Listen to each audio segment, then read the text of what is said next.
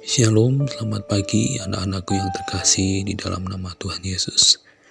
Pagi hari ini kita akan mendengarkan kebenaran firman Tuhan, namun kita akan berdoa terlebih dahulu.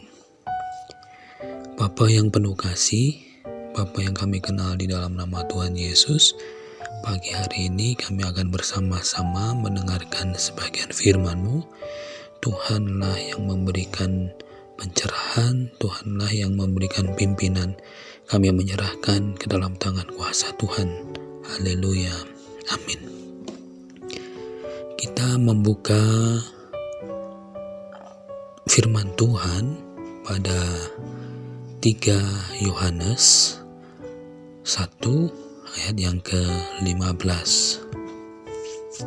Demikian firman Tuhan. Saudaraku yang kekasih, engkau bertindak sebagai orang percaya, di mana engkau berbuat segala sesuatu untuk saudara-saudara, sekalipun mereka adalah orang-orang asing. Tema pagi hari ini tentang keramahan. Ramah tamah atau keramah tamahan. Seberapa jauh kita mengenal tetangga di sekitar rumah kita? Apakah kita tahu namanya, di mana ia bekerja, atau berapa orang jumlah mereka sekeluarga?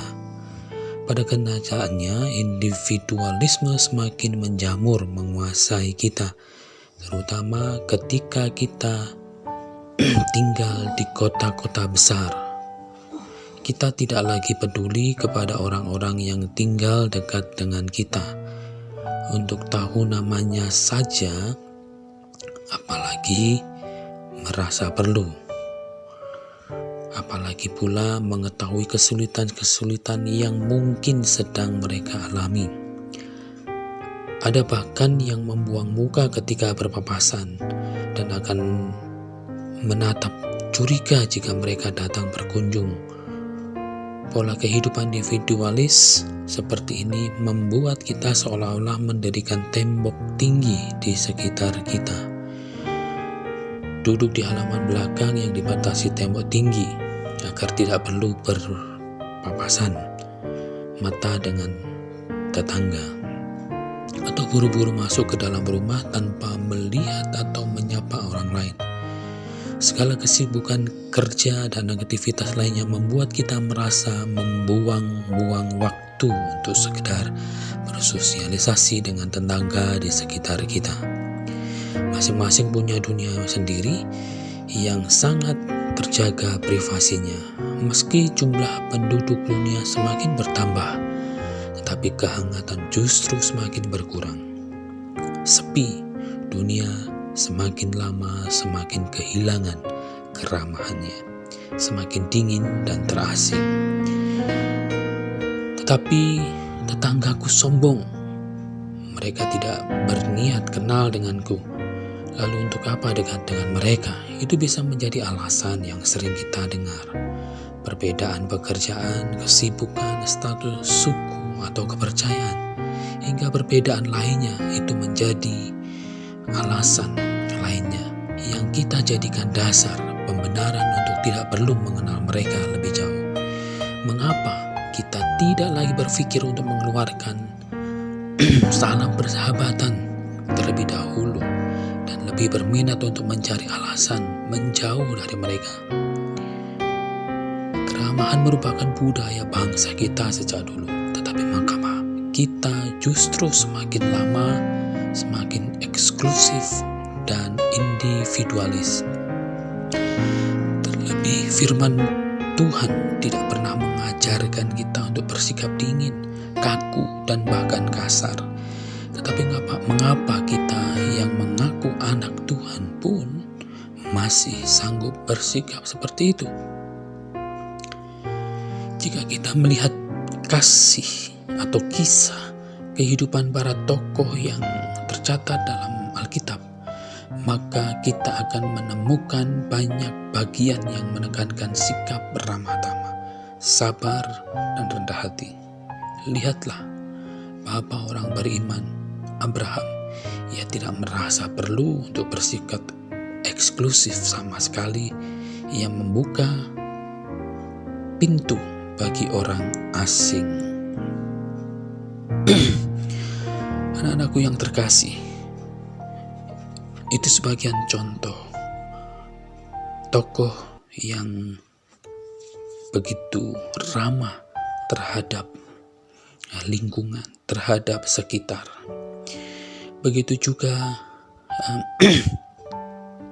kita bisa melihat arah ke depan kita, ya, supaya kita benar-benar mengikuti, ya, untuk dapat menjadi orang-orang yang ramah.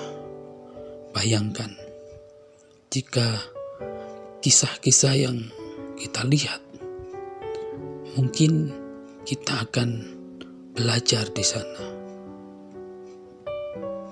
Yesus memiliki untuk bersikap eksklusif dan merasa bahwa manusia bukanlah sosok yang layak untuk diselamatkan. Bayangkan jika Yesus lebih tertarik untuk menekankan perbedaan, status, dan tidak peduli kepada keselamatan manusia. Bayangkan jika Yesus berkata, "Buat apa? Toh semua salahmu sendiri, terima saja akibatnya." Jika itu terjadi, maka tamatlah kita. Tetapi Yesus tidak melakukan itu. Ia terus bergerak melimpahi belas kasih-Nya kemana-mana sesuai dengan apa yang menjadi panggilannya dari Allah Bapa. Menyembuhkan, menolong, membuat mujizat, berkhotbah, menjamah hati orang banyak, bahkan merelakan dirinya sendiri menggantikan kita semua. Yesus menunjukkan sikap keramahan yang luar biasa dengan dasar kasih-Nya yang begitu besar kepada semua manusia tanpa terkecuali. Jika Tuhan saja seperti itu, mengapa kita malah bersikap sebaliknya dalam memandang sesama kita? Di dalam dunia yang semakin terasing dan dingin ini, keramahan merupakan kesempatan buat kita untuk menyatakan atau menyampaikan kasih Kristus kepada sesama kita. Keramahan bisa mengubah orang asing menjadi teman, bahkan yang tadinya musuh sekalipun. Keramahan bisa menjadi penghangat bagi kesendirian atau kesepian. Keramahan bisa membuat kita merasakan tingkat pertemanan yang jauh lebih dalam dari yang kita pikirkan. Keramahan merupakan kesempatan untuk berbagi makanan dan hati bersama.